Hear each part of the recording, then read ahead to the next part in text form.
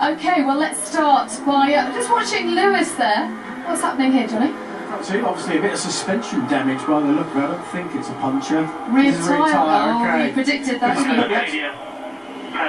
Left rear failure. Left rear failure. Yes.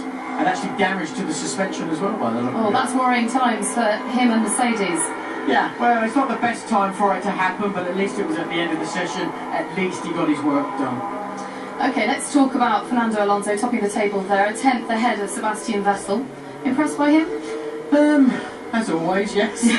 Always seems to sort of do what needs to be done when it happens. But again, Fernando is something that continues to grow in confidence, and I think that's why we're seeing him once again shine in this Formula 1 World Championship. Now he had a bit of a problem coming out of turn 2 there, slightly concerning. Yeah, I didn't expect that from him, would you? In some regards, no, but in another regard, yes. Well, I probably have to agree with that. I think he tried to go through it flat out, and unfortunately didn't make it. So I think at the end of the day, he was just doing a little bit of testing. So here's what happens with Lewis. Well, there's the blowout. You see actually when the wiggle goes in the car. That is the left rear, his left rear, going off track there. Luckily, it wasn't at high speed. That was sort of, probably in about a 4th gear, so actually not too bad. But you can actually see where the damage to the suspension, by the look of it, has been done. But they can fix that. What will constitute a good qualifying for him?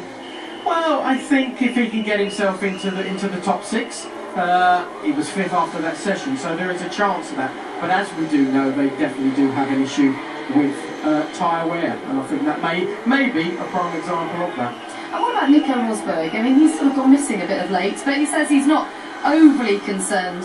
9th quickest today. Well, he has shown speed, hasn't he, overall, and that's always been in the 3 practices. He's always been ahead of Lewis, and it's always come down to qualifying. Lewis has gone bang, and he's in front of him. So we know the speed is there with Nico, and I think he'll just carry on doing the job he's doing, which is a nice competitive environment to be up against someone like Lewis Hamilton. Okay, quick word from Force India. They're looking strong. That was good, wasn't it? Yeah. That was really impressive from both of them. From Adrian, who was always ahead. Paul was ahead always of Adrian, and Adrian just got sort of slightly ahead by, I think, just over a 10th to 2 tenths. So competitive, teammates together, and they've got a good chance this qualifying session. Bit of a pattern emerging. Is that about the tyre management? You mentioned that to me earlier. There's an element to that. We seem to have sort of the world champions that seem to have a slightly better understanding of what they need to do with the tyres. We always hear about spinning up the tyres, overheats them, and they're very, very, very difficult to get back to being able to be drivable effectively. But the guys at the front, Alonso, Vettel, and probably Kimi, I know I'd put Alonso and Kimi in that one where they can actually drive these cars very, very well. Okay, thanks, Johnny. I think we can hear from Ted now in the pit lane. Yeah, look at that. That is a straight delamination. So another worrying sign. And Paul Hembry from Pirelli had actually gone down to Mercedes to have a look at the car as it's been coming in. Lewis Hamilton parked the car just by the weighbridge at the FIA garage, and just struggling to see. The car is on its stands. It looks like the rear bottom track rod, the suspension of one of the wishbones that holds the left rear suspension on, which has become detached. Easy fix for the mechanics, but it's a headache they didn't need going into a crucial qualifying session. A headache indeed. Some head scratching there from Osborne and the rest of the guys at Mercedes.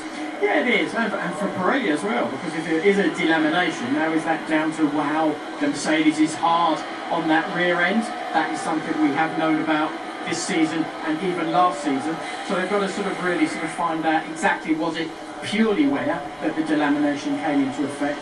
The suspension that Ted was talking about there breaking is probably when that delamination came, and it just gave such a massive load to the suspension that it's actually just broken off on the bottom wishbone by the look of it. So it'll be interesting to see what they tell us at the end of it when they diagnose what exactly happened. Absolutely. Tell us a bit about that conversation you had with Sam Michael at McLaren about the tyres. Well, it was interesting just the way that Sam's been talking about sort of back in the late 80s with Ayrton Senna and Alain Prost, where they were very good at looking after the tyres. And that's why I was saying to you, Natalie, that some of these top drivers are definitely in a similar mentality of knowing what they need to do with these tyres. Now, for the whole show, it's been working very, very well, but I think at the end of the day, I think it's something that I think will develop as this season goes on. But it's going to be those top world champions that are there. We've got Nicky Lauda there having a bit of a chat with Lewis in the background, trying to find out exactly what's going on. But I think they'd be happy with the position they're in. 5th position, good start. Okay, well, qualifying in just under an hour.